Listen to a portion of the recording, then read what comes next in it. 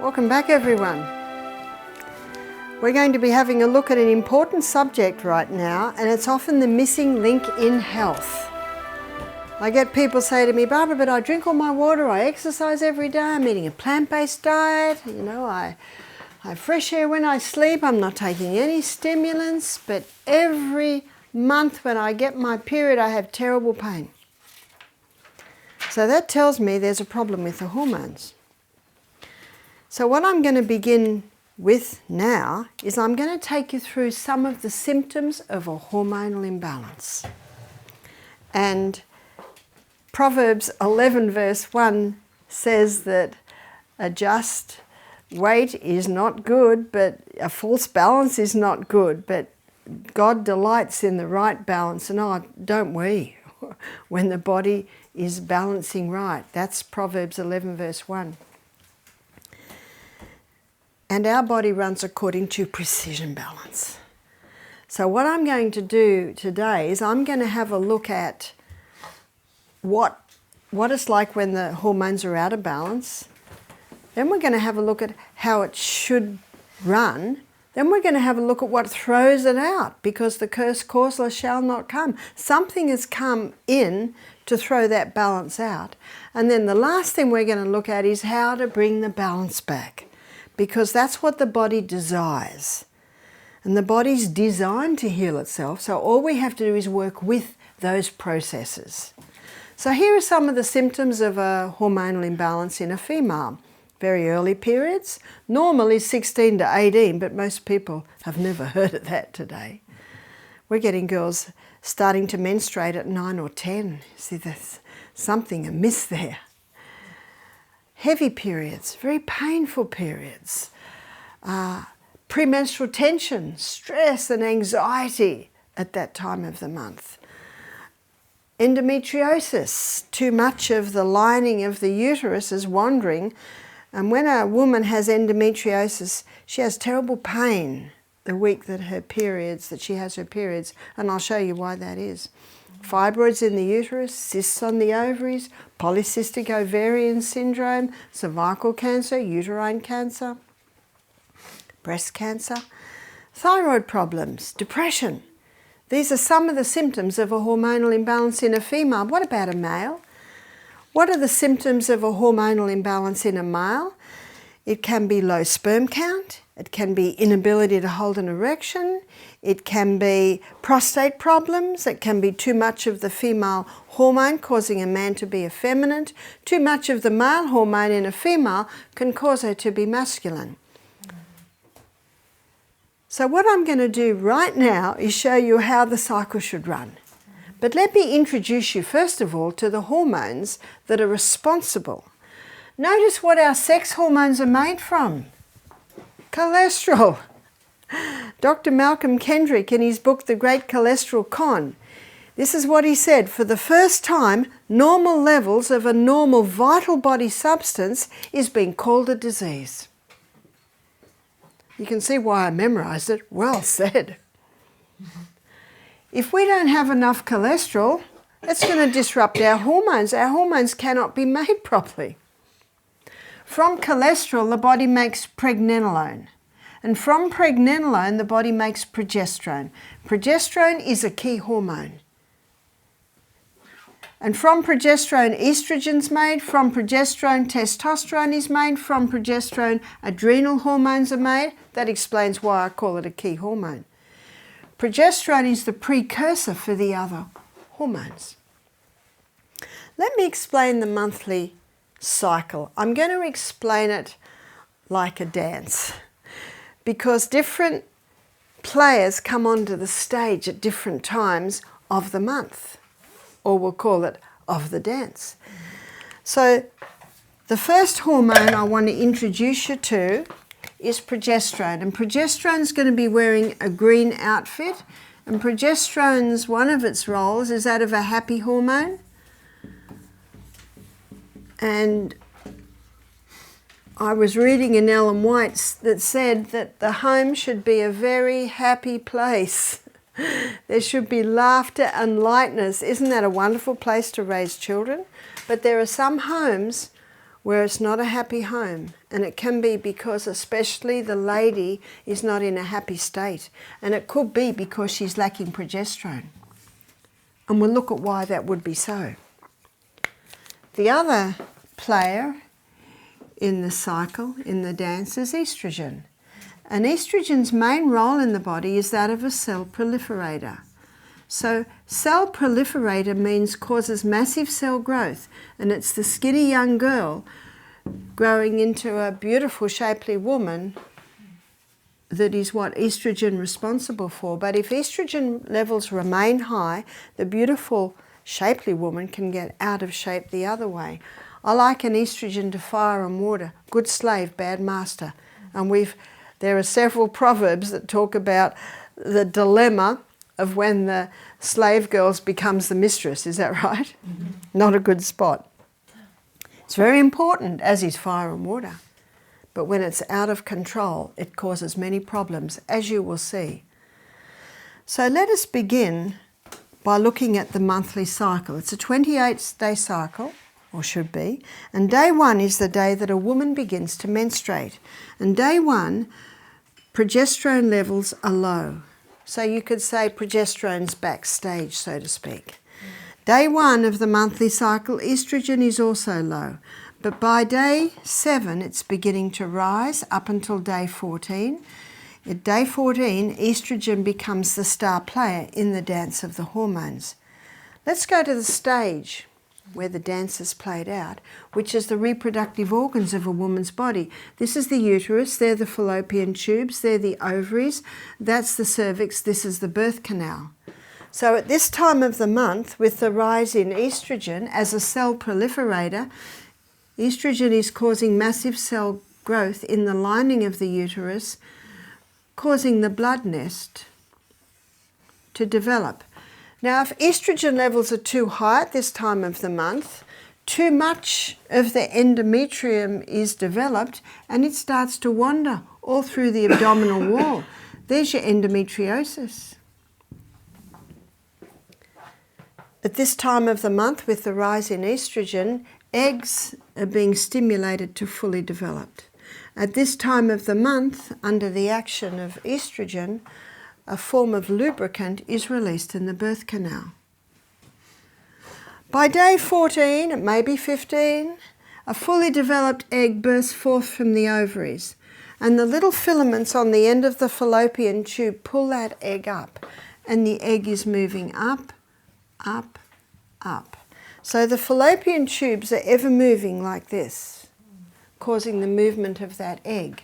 Now the hole where the egg bursts forth develops a blister, and that blister is called the corpus luteum. This little blister is very important because its corpus luteum is the main site of progesterone production in a woman's body. Can you now see the importance of a woman ovulating every month? Because when she ovulates, that's the release of the egg, corpus luteum's made. That maintains progesterone levels, which is maintaining all the other hormones.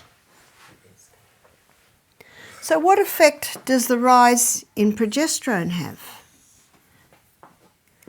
Progesterone increases a woman's mood at this time of the month to the point of increasing her sexual desire at that time of the month. Progesterone also has a ripening effect on the lining of the uterus. I liken the progesterone to the plasterers and the painters, putting the finishing touches on the uterus. But progesterone has another effect, and that is on the cervix. The cervix is the gateway into the uterus. So the cervix is like a little cushion with a little button in the middle. But let me look at it sideways. Sideways, it basically looks like this. There's the little cushions and there's a little mucus plug in the middle. Under the effect of progesterone, at this time of the month, the mucus plug is released, the lips come up just a touch tighter, and a special form of lubricant is released around the cervix. And this lubricant is designed specifically to facilitate the entry of sperm up into the uterus, as you will see. So you can see the stages set for the entry of man. Let me give you a few figures here. It is estimated between 2 and 500 million sperm are released with one ejaculation. It's the smallest cell in the human body, is the sperm cell. Now sometimes up to half of that comes straight back out. Now if the sperm meet this cervix, not easy to gain entry because of the mucus plug and the lack of the special lubricant, but they're so tiny, a few may get through. But if the sperm meet this cervix, this lubricant literally grabs that sperm and shoots it up into the uterus. It's got a long way to go, long way to go. And some of them go down the long way, the wrong road, and they basically die and get taken away. But some go down the right road. Are you starting to see why God made between 2 and 500 million? And then, the sperm find their prize, which is the egg. The covering of the egg looks like this. Little folds. And the sperm has to nudge its nose into one of those folds. It's not easy to gain entry. It nudges and finally it makes its way in, and before it goes in it has to lose its tail. But as soon as it nudges into the egg, those other folds shut tight and a chemical is released that will kill off any other sperm that will try and gain entry. Incredible what science now shows us about the workings of the human body. At every step we can claim Psalm 139 verse 14, I will praise you, I'm fearfully and wonderfully made. Marvellous are thy works, and that my soul knoweth right well. Now if the conception happened, then progesterone source 200%. So often do we say about a pregnant woman, she's just blossoming. If she's not, what would that indicate? That she's lacking progesterone, and we'll look at why that is so. Progesterone is one hormone, whereas estrogen are three. You've got E1, which is estrone, and that's got strong cell proliferator action. Estradiol is E2, that's strong cell proliferator action.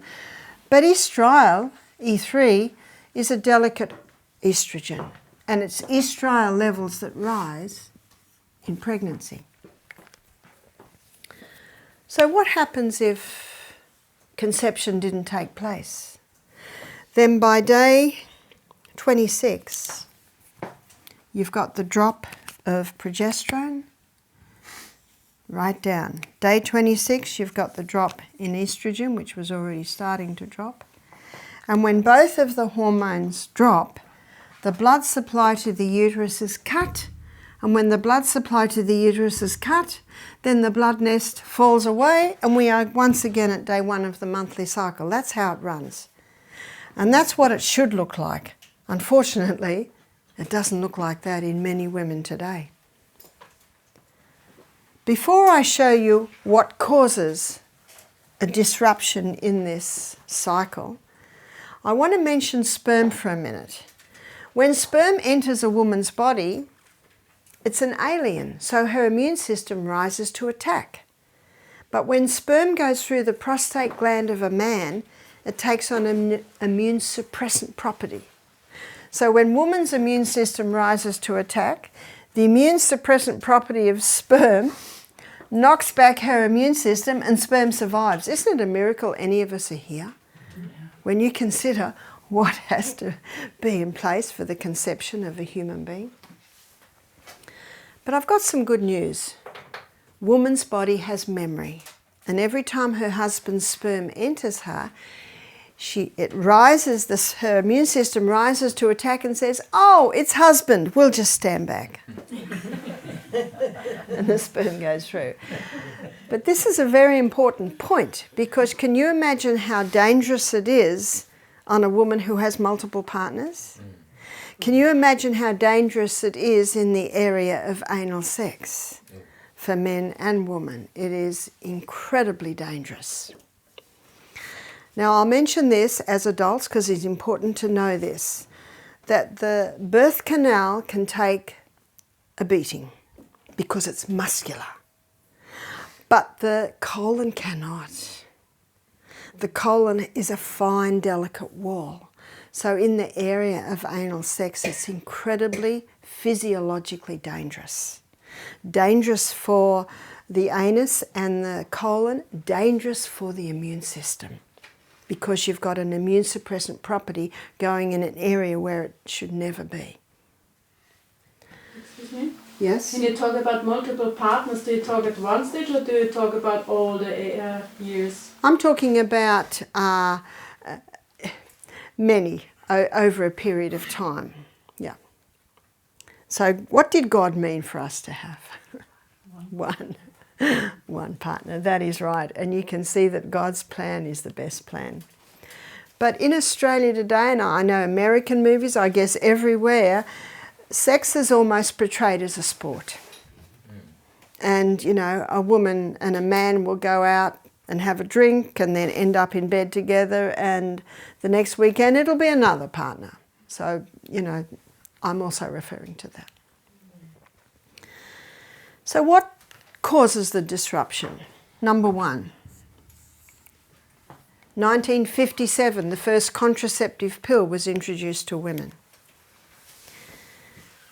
But men and women are, and will continue to pay a very high price for this so-called sexual freedom. It was introduced because women wanted to be able to have sex without falling pregnant. What is the pill? To understand why it is so dangerous, we need to know what it is. The pharmaceutical companies grow acres and acres of Mexican wild yam. And this wild yam contains a plant chemical called diosgenin. And in a laboratory, diosgenin can be converted to progesterone.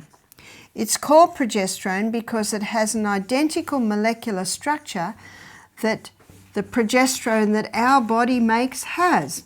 But the pharmaceutical company can't patent that. They can only patent something new. That's why they don't like sodium bicarbonate. They can't patent that. So what they do is they add a few more atoms in one area and come up with a synthetic estrogen. And it was in the late 80s and early 90s that was acknowledged that straight estrogen was causing so many problems with women. And so they had to start putting some progesterone in the pill to try and reduce the problems that were arising from straight estrogen. The Australian Health Department, and this was 15 years ago, stated that estrogen is a known human carcinogen. Can you see it's causing massive cell growth? Mm-hmm. So they came up, they add a few more atoms in another area and they came up with a synthetic progesterone. And it's not called progesterone, it's called progestin or progestone. Has that helped? No, because now it blocks the progesterone receptor site, so it really hasn't fixed anything. And many women who are on the pill in their teens, I'm a baby boomer. So my girlfriends and I were all on the pill. Everyone I knew was on the pill. So when's this? This is early 70s. We didn't even think about it. And isn't this what happens? People don't question it. Please question it. Please question everything. We didn't think there was a danger at all. But what's happening to a lot of those women now, they're now going through menopause. They're now, and some women have said, oh, but Barbara, that was 30 years ago. That's right. It was, the balance was thrown out 30 years ago and it's still out. How do we know? Because those women are going through menopause and they're having hot flushes. What's hot flushes? Too much estrogen. It's a capillary dilator, causes the blood to rush to the skin. The husband knows it because all the blankets get thrown off in the middle of the night and they get pulled back on again. Weight gain. Weight gain in this area particularly. Can't sleep at night. Depression. Thyroid problems. High estrogen opposes thyroid function. Progesterone boosts bone building cells, osteoporosis. Can you see all of these areas?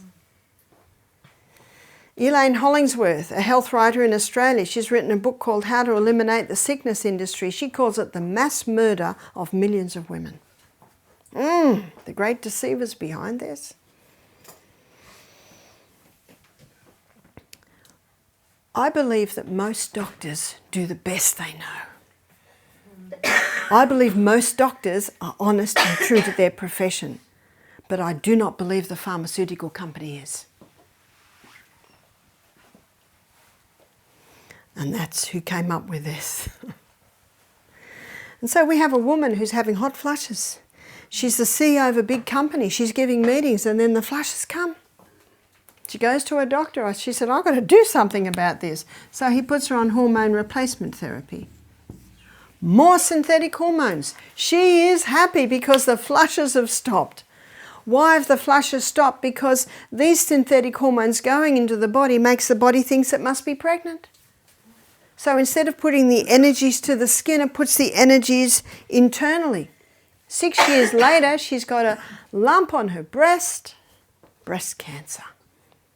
The doctor takes her off HRT immediately. Why? Because he knows. And if you say to the doctor, why did you advise it? He says, well, she was suffering and it brought her relief. And that is true. And not every woman will get breast cancer. That's also true. But I don't know about you. But if I was given the choice of flushes or breast cancer, I'd take the flushes. And you see, the doctors are only trained that when there's a problem, here's what you give them. Here's what you give your guess. And many women love it because the flushes stopped. But drugs never cure disease. They just change the form and location. The body and the body alone is the effective healer. So it makes the most sense to work with the body systems. But I'm very glad to Dr. John Lee. Dr. John Lee in the 80s, he's the first doctor that blew the whistle on this. His book's called What Your Doctor May Not Tell You about menopause. So what's happening on the pill? And I want to show you what's happening on the pill. So remember, number 1 hormone should be progesterone. Here's our green. Number 2, estrogen. Month after month on the pill, no eggs released. That's what the pill does. There's no egg released because the body thinks it's pregnant. So no eggs released. So no corpus luteum's made. So where's progesterone going? Month after month on the pill with the synthetic estrogen, where's estrogen going? We've got now a big problem. It's called estrogen dominance. Where's estrogen? Up here. Good slave, bad master is a master. Where's progesterone, by the way? Down here. And what does this cause? This is the cause of the fibroids in the uterus. This is the cause of the cysts on the ovaries. This is the cause of the polyps in the uterus. This is the cause of the cervical cancer. It's one of the factors. Women having multiple partners and too much sex. It can certainly weaken that cervix. And when they're breaking every law as well. Can you see you've got some factors there? High estrogen causing too much endometrium. There's your endometriosis. And every month, when the levels drop and the uterus bleeds, all of those pockets bleed. That causes excruciating pain because that blood's got nowhere to go. One 25-year-old girl said to me, I've got endometriosis. I went to my doctor. He said, you'll be all right when you go through menopause. What's that, 25 more years of suffering? And what the doctor can do is he can scrape the pockets and that will bring a little bit of relief, but now we've got scar tissue there. If you don't eliminate the cause, you will never have a cure.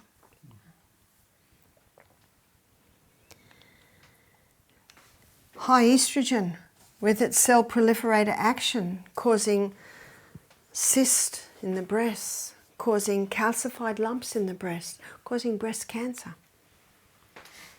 Where's the progesterone? Happy hormones gone. This explains the premenstrual tension. I said to one lady, do you get premenstrual tension? She said, no, I just hate my husband for a week every month. She's got it. Another lady said, I don't know, ask my husband. And he's going, yes.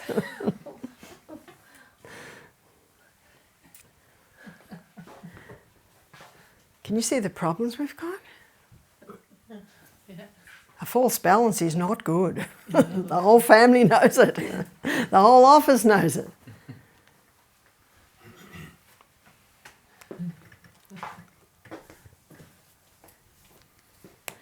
There's more.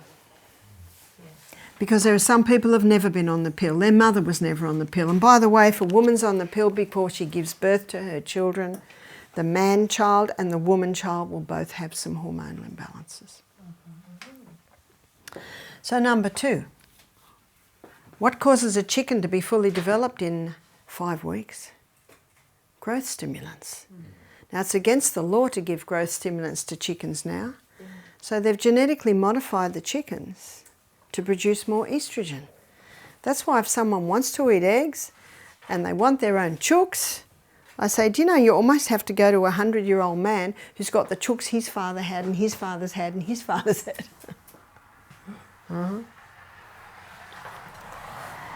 We had a cattle farmer's wife do our program. She said, you know, the pharmaceutical company knock on our door monthly pushing the growth stimulants. And they say, if you stop it at this time, it's not picked up in the blood test. But where is it? It's all through the tissues.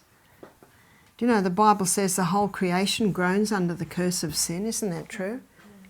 And Ellen White says the time will come when meat and dairy are not fit for consumption. And I do hope my illustration of Dr. Atkins didn't make you think that I think that meat and dairy are okay. No. No, they're not safe. For many reasons. And I really appreciate the China study where Colin Campbell showed very clearly what this does. So if it's in the meat, it's in the product. If it's in the chicken, it's in the egg. So what I really should say there, it's in the product. In fact, one of the worst is chicken. And how many people think the white meat's safer than the red meat? No.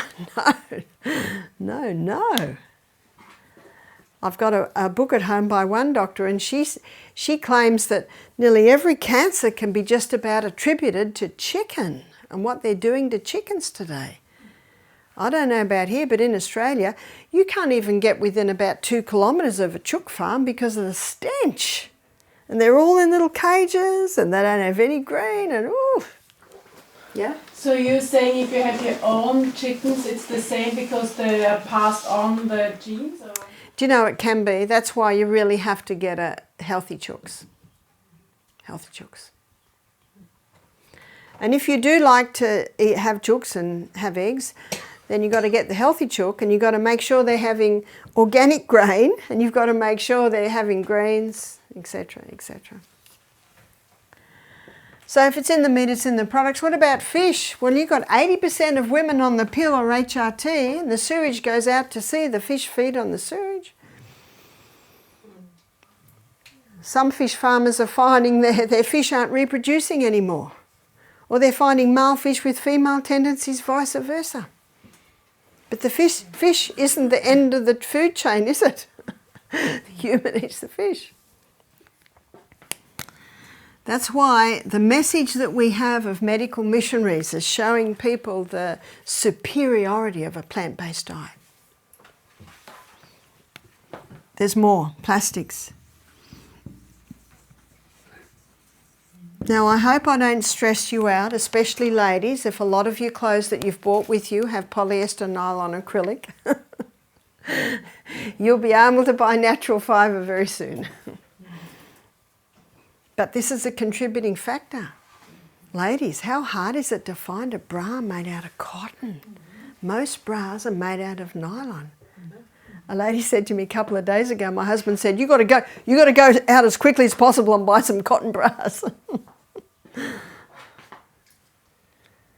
just watch what your underwear's being washed in, because your skin will take in those chemicals.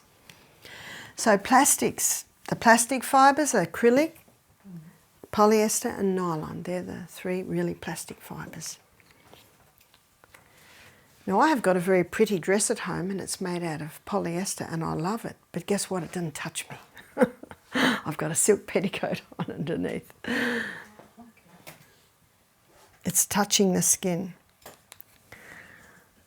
Be careful what you're drinking out of. You need stainless steel or glass, or you can get hard plastic. And hard plastic is free of the phenols. Let me show you what I mean by that. Estrogen, in its molecular structure, has a phenyl ring. That phenyl ring is the key that unlocks the door to get it into the cell. And most plastics today have nonylphenol to soften them, or they have bisphenol A. And bisphenol A is found in a lot of plastic bottles and also lining tins. You know how tin, have you seen when you buy something in a tin it's got a plastic lining, bisphenol A? But you can get plastic bottles. You've probably seen mine, the hard plastic. It's BPA free. So you can get the hard plastics which are BPA free. You see, those plastics have the phenyl ring. So when I was a teenager, that was in about the 60s, my brother's 2 years older than me. And when he was 18, he got his first car. It was a Zephyr, second-hand. And he just loved his Zephyr. But the dashboard had a big crack in it. Did you notice that dashboards used to crack? Mm. They don't crack anymore. Oh, my brother had a way out of it. He put turquoise fur and then a cow with its head going up and down. That's very 60s, isn't it? They don't crack anymore. Why? Because of the nonylphenol. That's why if you get a new car, you've got to open those doors and let the sun and the air in for about a week. You've got to air it out. Yeah? Well, we don't talk so much about canned foods, but you'd say it's just as bad as plastic bottles. No, it's not as bad. Now, let me define this. If I'm travelling and I'm thirsty, I'll buy a plastic bottle of water and I'll drink it. And then I'll discard it. But remember, it's not the odd day you do it and the odd day you don't. It's what you do every day that has an effect on your body. Now, in the little book Steps to Christ, Ellen White says that's the determining factor in character. Character building, absolutely. But I take it into every day. But if you keep that plastic bottle and keep filling it, it'll discard, you know, the phenols will discard more and more. So it's not the odd day you use a tin. Now, I don't use tins at home, very, very rarely. And tinned legumes I don't use, but we have them at our health centre just in case the dish burns. We're going to produce a meal in 20 minutes because someone forgot to turn the flame down. Well, we've got some tinned legumes that we rinse very well and use them. So you see what I mean? It's not the odd day you do it or the odd day you don't. It's actually, she says, it's your habitual daily tendency. It's what you do every day that determines. If I'm eating out and my meal needs salt, I'll put sodium chloride on it. But that's rare. That's very rare. So remember, it's your habitual daily tendency that really determines your health. So these plastics have the nonylphenols in them. Herbicides and insecticides. Now the worst is the glyphosate, also Roundup, glyphosate. In some countries it has been banned. It is so dangerous. If you eat potatoes that are not organic, they use glyphosate to kill the tops of the potatoes. So every potato that's not organic will have traces of glyphosate in it. I know Sri Lanka has has banned glyphosate because so many of their rice farmers were getting, it's more the endocrine cancers, so the liver cancers, and even their children were getting sick. In fact, we've always thought that the Roundup was safe. There's even been meetings where they drink it and say, see? Well, I wonder what they'd be like now.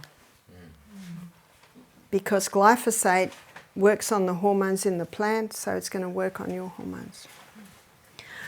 Also, chemicals, get the chemicals out of your homes. One of the first things people do is go home and go into their laundry cupboard, under their kitchen sink. Have a really good look at what's in there. Now, you might have heard of xenoestrogens. Xenoestrogens meaning estrogen mimickers. So these are your estrogen mimickers because of especially the plastics with the nonylphenols and the effect that they have on the estrogen receptor sites. So let me show you these estrogen receptor sites. Here's 3 cells. Here are 3 estrogen receptor sites. And the first one we're going to have a look is the xeno, which is the ones coming from the plastics, herbicides, insecticides, chemicals. They are 20,000 times stronger than human. So how big are they? They're big. How big's human? It just sits in the cell beautifully like that. But the human estrogen is 20,000 times stronger than the plant. So how big's the plant? It just slips into the very lining, just a tiny little thing. And that's the natural estrogen that you find in a lot of greens, that you'll find in soy, that you'll find in red clover. And you've probably heard, don't eat soy because it's got estrogen in it. Well, it has, but they're very minor. But let's have a look at the soybean grown in America today. It's called Roundup Ready. Why is it called that? Because it's been genetically modified to resist Roundup. And one farmer told me five times before market, the whole field is sprayed. So problem number 1, it's genetically modified. Problem number 2, it's full of Roundup. That is the soybean that will increase breast cancer, prostate cancer. A friend of mine did a thesis on soybean for her nutrition course, and people ask her, tell us about soybean. And she said, I've got a 1-sentence answer. God made it good, man mucked it up. So don't be afraid of eating soy, just make sure it's organic. Now these xenoestrogens have the strong cell proliferator action, as I just showed you, that you'll find in the estrone and the estradiol. So how can we turn this around? God is so good to give us a body with an inbuilt ability to heal itself that when you give it the right conditions, it responds. Number 1, you've got to turn the tap off. Eliminate. Eliminate the pill. Eliminate HRT. Eliminate the meat and its products. Eliminate the plastics, chemicals. So how are we going to manage our births? Sex is 2-part, contraception should be 2-part. The woman has a role and the male has a role. What's the woman's role? The woman's role is to know when she's ovulating, and her body will give her 3 signs. One sign is she takes her temperature every morning and she charts it, and she will find her temperature will do this. It'll drop and go up onto a higher plane, and that's her sign that she's begun to ovulate. And that will usually happen around day 14. My daughter Jessica, she's 40, she said, Mum, look at the app on my phone, it tells me when I'm safe or not safe. You can even get an app on your phone now, and she punches in her temperature every morning. That's one sign. What's another sign? Another sign is the vaginal mucus. So when estrogen's high, the vaginal mucus is not as much and it is white. But when progesterone's high, the vaginal mucus is much more profuse, it's clear and it's stringy. So that's another sign, and the lady can just chart it every day. And her third sign is she tests her cervix. So it's as simple as testing the cervix every day. Now at first she's got nothing to compare it to, but as the days and the weeks and the months go by, she starts to see definite changes at this time of the month. So when those three signs come together, it allows the lady to define exactly when she's ovulating, and it usually happens in this week here. So what the lady does, she says to her husband, I'm safe, I'm not safe, I'm safe. So now, what's the husband's role? The husband's role is at this time of the month, he either wears a condom or he masters the art of withdrawal. And I read an article about the Italian men who prided themselves in mastering the art of withdrawal to prevent their women getting pregnant. And I thought, how nice! Because I know in Australia the woman has to have a tubes tied, or she has to have a marina put in, or she has to go on the pill. You know, that's what and here is the man takes charge. What about a vasectomy? I would not advise a vasectomy.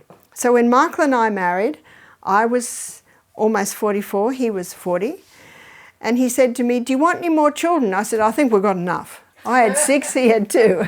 He said, I agree. He said, should I have a vasectomy? I said, there's no need. There's no need. I said, we can do this. And we certainly did, because I was fertile for another 15 years before I stopped menstruating. And yes, we didn't fall pregnant. I didn't fall pregnant again. So this allows a couple to choose when they're going to have babies. My daughter Jess, they chose when they were going to have their 3 girls. It was very convenient. In fact, they were married for 2 years before little Amethyst appeared. Amethyst is now 15, and the joy, or she's 16, and her joy is to come to Misty Mountain every Christmas holidays and work in the health centre. How nice. So she heard the story of when she was listening to the lecture of her mum and dad. And you know, Amethyst did not develop early. How nice. We can actually change the genes around, because her mum and dad both grew up like this, with this diet, and so they gave a better hormone gene pool to their 3 girls. How nice. So eliminate the pill, eliminate HRT. What you'll hear today will allow a woman to stop the HRT. Eliminate meat and its products. I think that with some of our guests, they're not interested in that. And that's what it's very important to be as medical missionaries. We need to be open to all walks of life. So I say to people that say, no, I'm not going to stop my meat and dairy. I say, well, it must be organic. And one lady said, well, I'm not going to eat much if it's going to be organic. And I say, well, you're going to learn some delicious meals while you're at our place. So that's what we say. And most people are looking seriously at how they can eliminate all that. So number 2, your liver is a powerful organ and has the ability to eliminate excess estrogen. And it'll do it down one of 2 pathways. The liver will eliminate the estrogen down the hydroxy 2 pathway. So that's the hydroxy 2 pathway. If it sends the estrogen down the hydroxy 2 pathway, it's out of the body. But if it sends it down the hydroxy 16 pathway, it comes back into the body 100 times worse. So what I'm going to show you now is what stimulates this and inhibits this one. And it's various foods can stimulate the hydroxy 2 pathway. And one is the cabbage family. Oh, it was so lovely to talk to my husband and hear that they're just starting to eat the cabbages that I planted before I left. The cabbage family contains indoles, and I did see in the hothouse here that has everyone seen through the gardens here? It's very impressive. These cabbages contain indoles, and those indoles stimulate highway 2 and inhibit highway 16. And a lady showed me a supplement she had. She said, a naturopath put me on this supplement to help balance my hormones, and I had a look at it, and it had indoles in it. $100 a month it was costing her. And she was so happy to hear that all she has to do is include something from the cabbage family nearly every day. So that's cabbages. That can also include sauerkraut.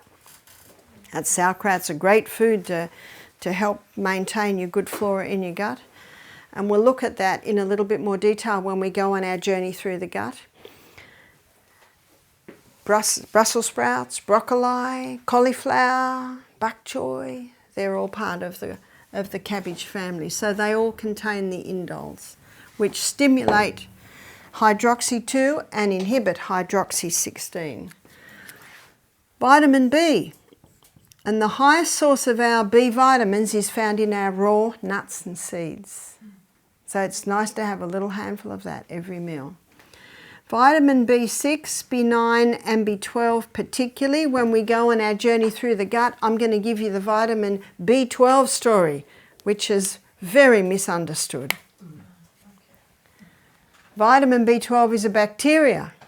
So when you eat an apple off a tree or a strawberry straight off the plant, you're getting B12. I wash them if they've got dirt on them.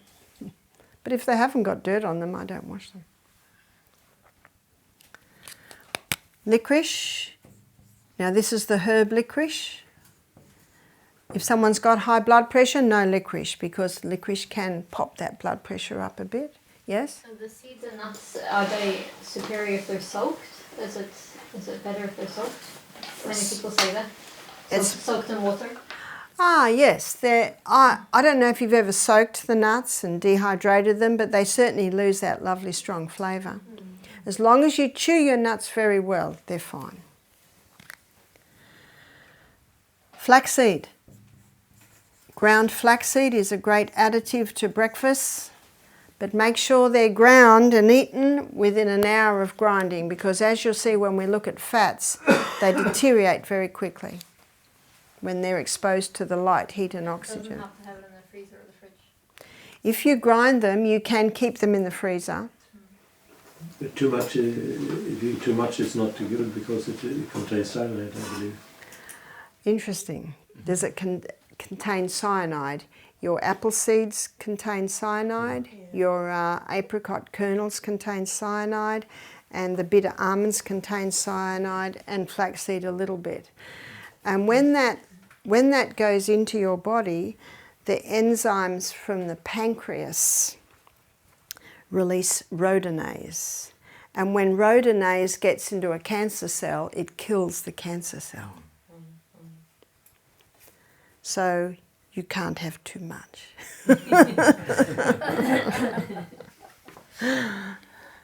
I don't know anyone who eats a cup of that a day, though, you see. Can you spell rhodonase for me, please? Rhodonase.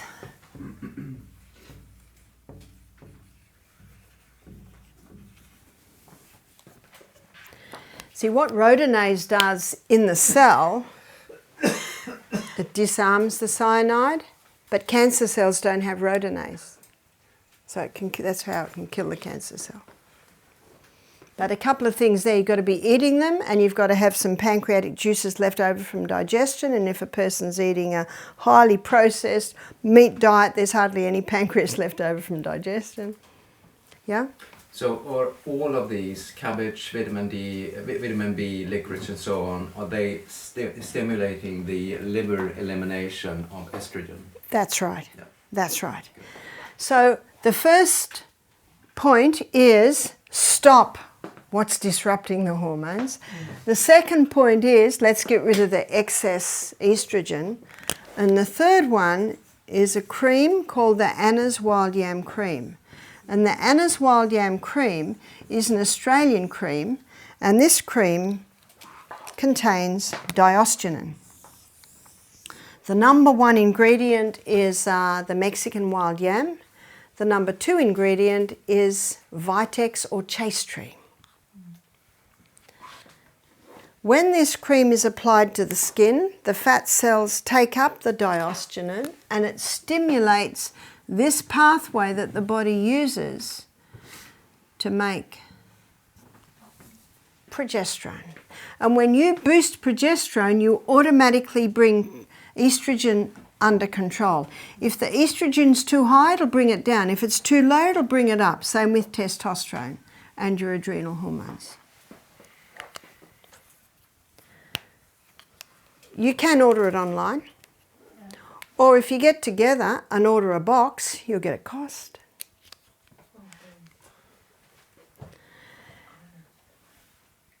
So, how do you apply it? One finger dip, just past the nail bed. I did say a lady the first knuckle, but she thought that was the first knuckle and she went through the whole jar in a month. One jar should last about 3 months. So it's one finger dip, and it's applied to the inside of arms one time, chest another time, abdomen another time, inside of thighs another time. You alternate your sites of application. It's applied morning and night for 3 weeks a month. So if a woman's menstruating, she's applying it for the 3 weeks where her progesterone level is highest.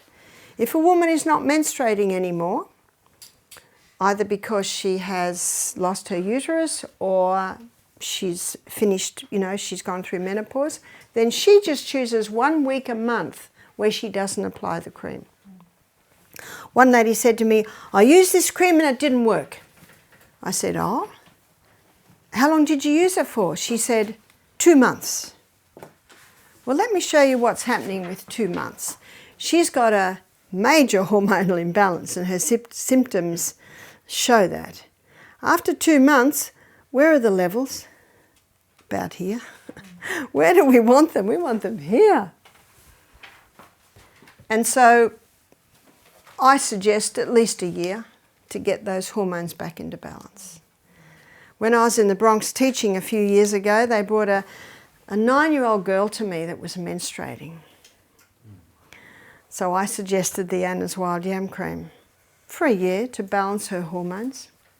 I met a 92-year-old lady who was on the Anna's Wild Yam Cream for her osteoporosis. You see, progesterone boosts bone-building cells. I've seen many with thyroid problems go on the yam cream.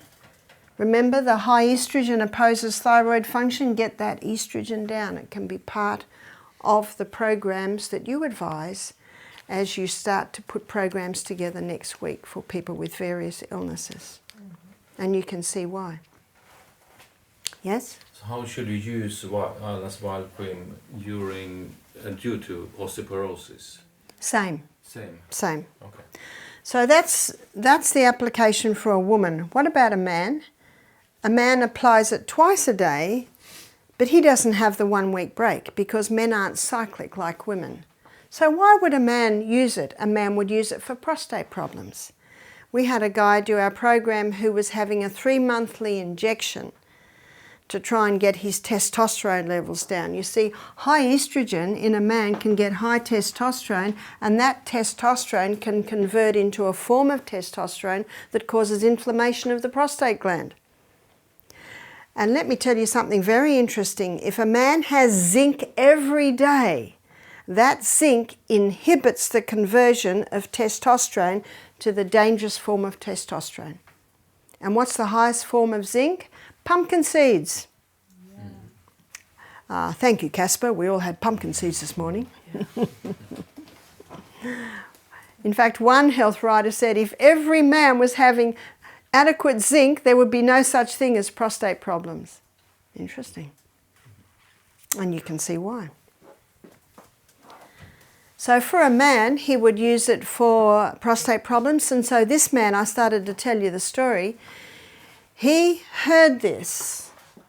And he was having a 3-monthly injection to get his testosterone levels down. He developed breasts and he was having hot flushes. He heard this and he made a decision. No more hormone injections. He started to use the Anna's Yam Cream. He started to drink more water. He started to go to a plant-based diet Because one cause of a hormonal problem can be just too much chicken and eggs. You can see that? He started to exercise, started to go to bed early, stopped his daily cup of coffee and his weekend red wine. Can you see that these are the true remedies? They're the true remedies. That's not the true remedy. They're the true remedies. That's your basis. Now this will certainly help. Remember Psalm 104 verse 14? God gave herbs for the service of man. So the herbs can come in and help, but you must have that foundation. And I think the reasons why, even though I was on the pill for a few years before I gave birth to my baby, I think because I lived the true remedies, I didn't see any hormonal imbalance in my children. They can do it, but they take a lot longer. Whereas most people with a hormonal imbalance, they're wanting help quick. And God gave the herbs for the service of man. So some say, well, what if you eat the wild yam? Well, Dr. John Lee, he says, if you eat it, you lose it because the liver detoxifies it. He says you can get 400% more of the actives via the skin. So that's an interesting point to take note of. So this man implemented the lifestyle and started the cream. His wife emailed me 10 months later. She said, I've got good news. She said, the breasts have gone down, the hot flushes have stopped. He's just had a test at the doctor and his testosterone levels are the best they've been for years. Wow. What an amazing body we live in. That's implementing the true remedies and taking the herbs to help shift that balance back. And so the fourth point must always be the true remedies, or the 8 laws of health. Disease is an effort of nature to free the system from conditions that arise because of a violation of those laws of health. That's why what you basically teach is this. And you teach it in detail so that that information, you win your health guests with that information.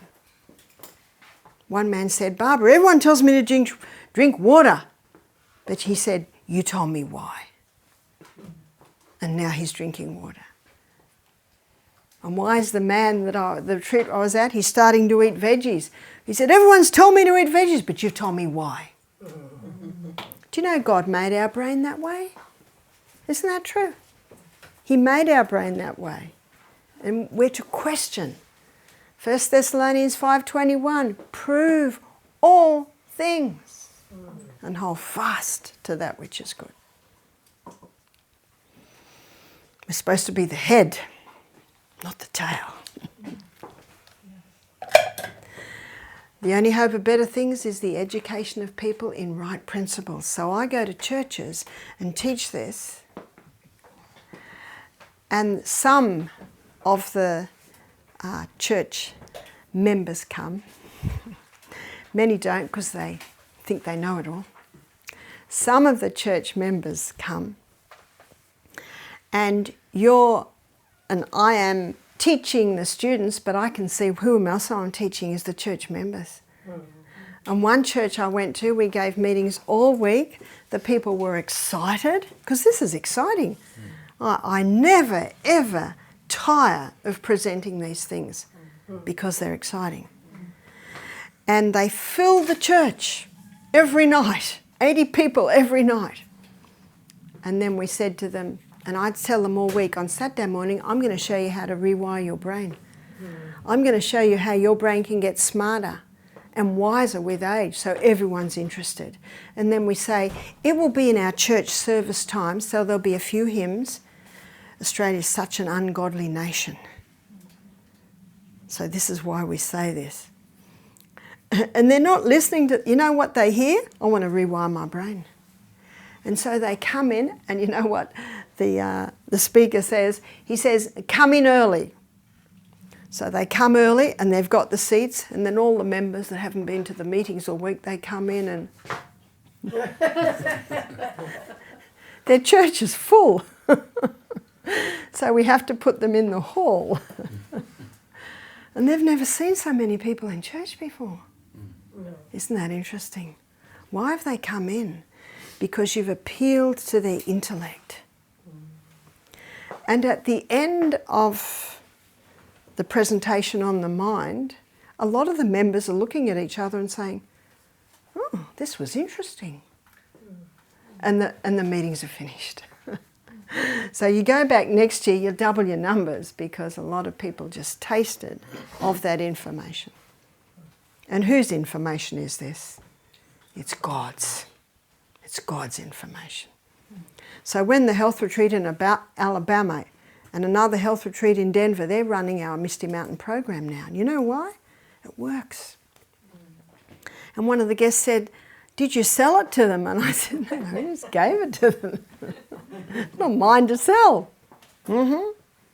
Freely you have received. So freely you give. So there's your foundation. So what we find is this helps a lot of ladies to lose weight. Because a lot of ladies who are having struggle losing weight, they will never be able to lose it while their estrogen is high. Can you see that? And it helps them sleep better at night. So there's a whole lot of areas that it's helping. We've seen ladies come off their antidepressants, and also some men, by taking the yam cream, boosting happy hormone, and they're able to ease off their antidepressants. That's one medication that has to be done very slowly. It has to be done very slowly. So can you see there's so many areas, yeah? Can you be on the wild yam cream for too long? Not that I know of. Can you have too much happy hormone? There's no toxic dose of progesterone, but there's definitely a toxic dose of estrogen. The only time I've seen on a long time, a lady contacted me and said, I've been on the wild yam cream for 7 years. Is that a problem? And I said, not that I know of. Should I just feel so good on it? But we find most people 1 year, sometimes 18 months, is usually enough. Yes? You mentioned a few diseases that can be explained with this. So we have the Ys here. Can you mention a few more diseases that can have this as the cause? So remember I started with lots of symptoms, premenstrual tension, fibroids in the uterus. Now with fibroids in the uterus and cysts on the ovaries and polycystic ovarian syndrome and endometriosis, absolutely square one is getting that estrogen down, because it's estrogen, and it's important that you explain this to the people. It's feeding the fibroid, it's feeding the cysts, it's feeding the endometriosis, because what is it?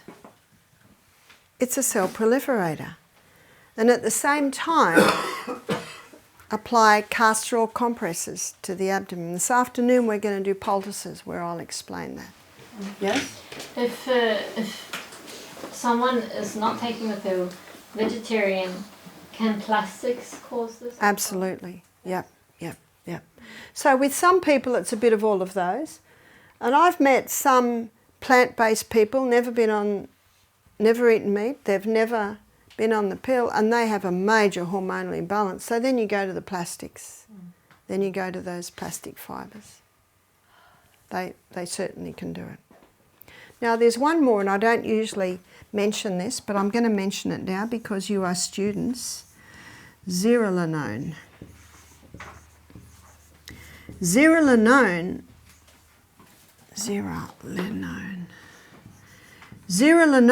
is a mold waste. And zearalenone is commonly in grains. In fact, in most countries they test grain for levels of zearalenone. And zearalenone has an estrogenic effect. Now in Australia they test for zearalenone levels, but there'll never be zero zearalenone.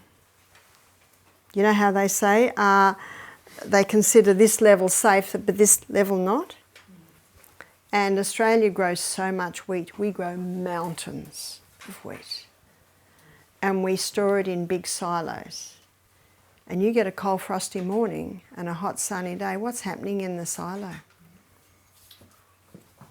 It's a mould waste, it's zearalenone. Now the reason I'm mentioning it now, it has an estrogenic effect. So people that are eating cereal and toast for breakfast, sandwiches for lunch, pasta for tea and biscuit, cake mid-morning, mid-afternoon, there's that overload of carbs, but it's overload of one type of grain. What's that? Wheat.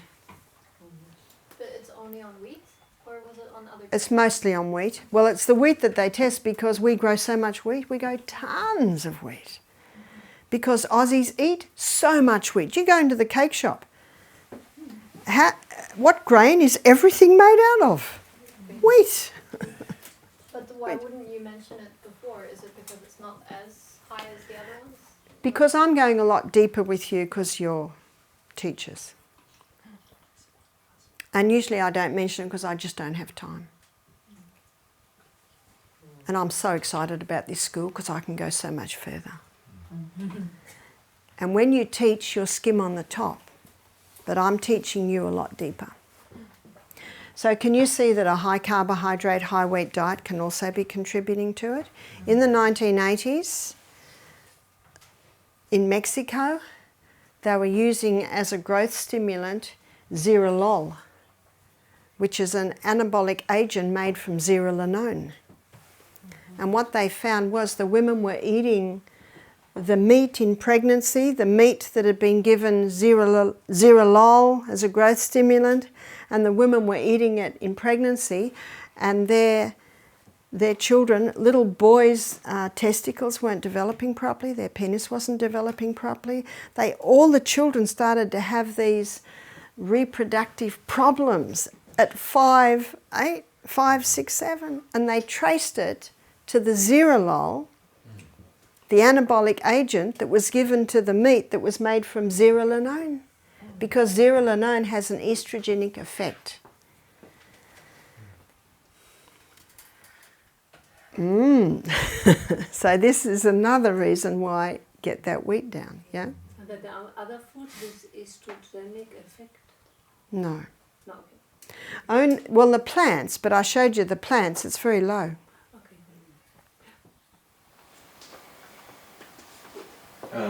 The problem with the reproductive organs of the little boys is due to an imbalance of hormones. That's right. Could it be cured in this stage of age? Do you know, it may be.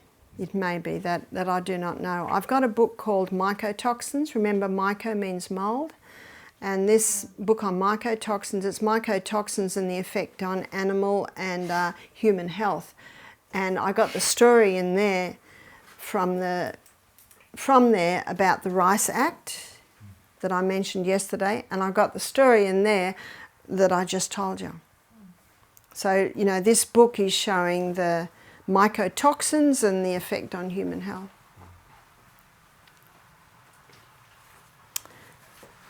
Yeah? And for those who can't take this, whether they are ground flax seeds, but instead boil them a bit, is it wrong?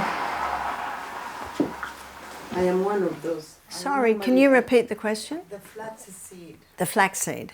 Yeah, you said it's best when we grind them. That's right.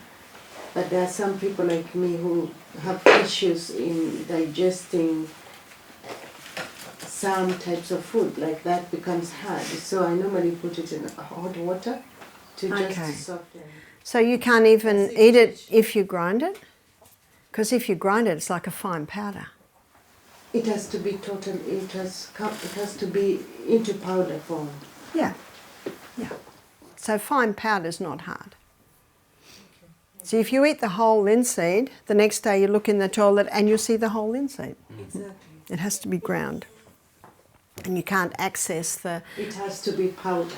powder. Yeah. So That's the grind. because there's grinding, like and grinding into. So if a girl gets her periods at a very young age, yes, the yam cream. If she has premenstrual tension, yes, the yam cream. If she has fibroids or any growths, yes, the yam cream. In fact, if a woman has ever been on the pill, she should go on the yam cream, because she may not see many symptoms, but sometimes a woman doesn't see symptoms till she goes through menopause. So, you know, what are the symptoms? How long's a piece of string? You know, it can be varied in every single person. And I have known women to go on it who are developing hair on their chin, different hair on different parts of their body. They say to me, will that stop that hair growth? I say no. Pluck them out. But you can balance the hormones that may not get to the point of stopping the hair growth. We're not in heaven yet.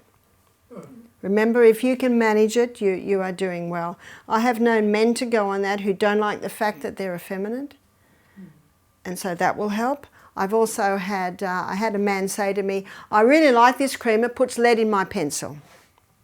So I think you know what I mean by that. It allows him to have erections, which he was unable to have. It might not bring a 50-year-old man back to what he was when he was 20, but it can certainly help. So there are so many areas where it helps.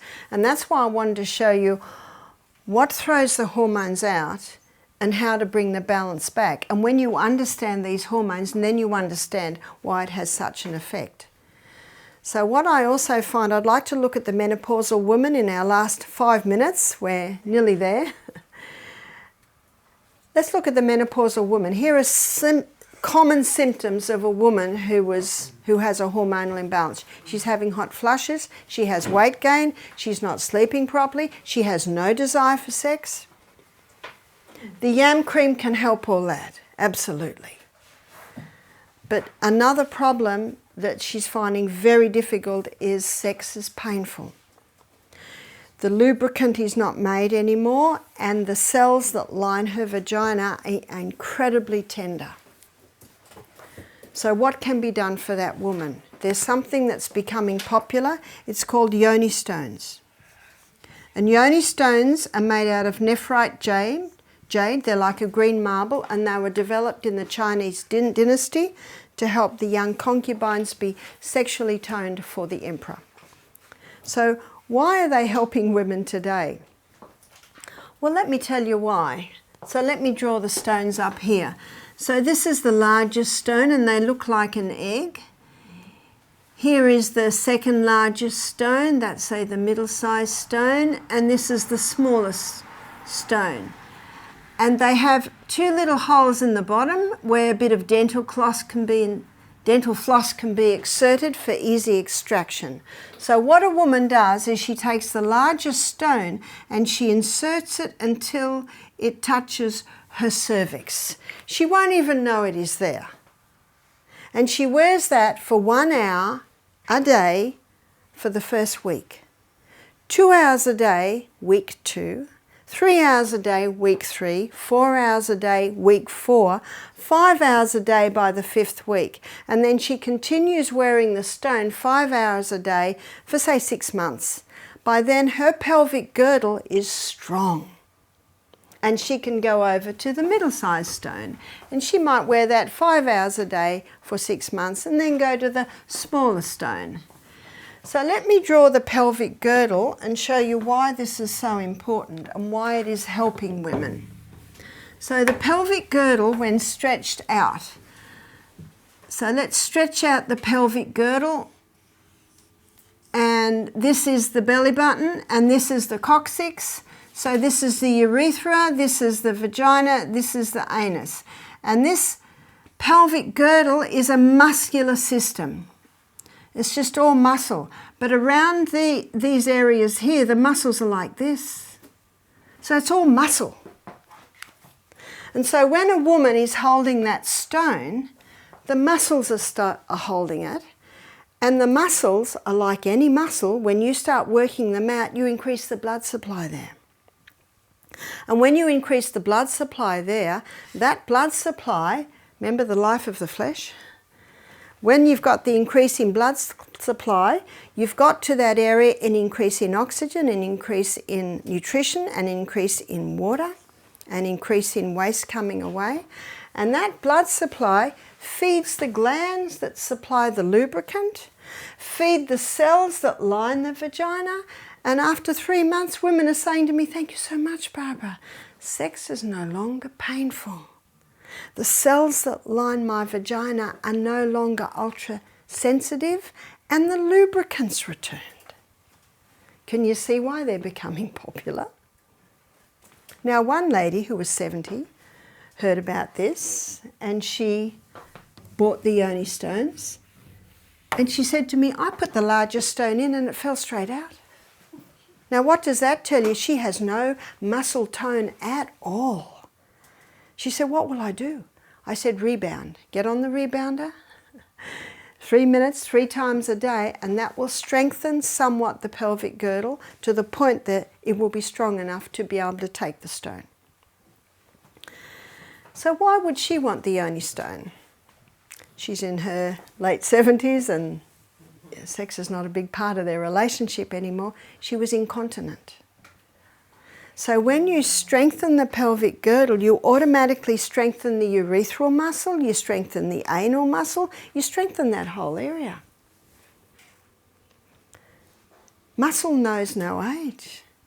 And I've had ladies come to me and say, "I had a prolapse." What's a prolapse? That's when the uterus drops right down to the opening of the vagina. You can imagine how uncomfortable that is. And these ladies, both of them had surgery where the doctor said he could sew it up, but he had to put mesh in there. Now the mesh didn't work. So now they've got a prolapse with mesh until they wait until there's a vacancy in the hospital to have the whole uterus taken out. And then they heard this lecture, they said, "If only we'd known." So why does the doctor use mesh? It's not his fault. Because the muscles have no tone. He can't sew them up because there's no tone in them. It's our responsibility to keep our body fit, strong, well-nourished. So that if a problem arises, but by the way, I'd like to suggest if your body's fit, strong and malnourished, you probably won't even have a prolapse. But then some women have had a prolapse because when they gave birth, it didn't go quite right, and the doctor did the best he could. But you see, we're fighting gravity here, and strength comes by fighting gravity. And it's also important for women to squat. Can you squat? Every day, every day. We should squat. My husband can even squat now. Now, he doesn't have a pelvic girdle like ladies do, but he's so excited that he can squat. Yes? What are the primary causes of bad muscle tone? Is it Primary causes of bad muscle tone is basically a violation of the laws of health, but the cells aren't nourished, the cells aren't well watered, the cells aren't well rested, but the muscle cells are not used.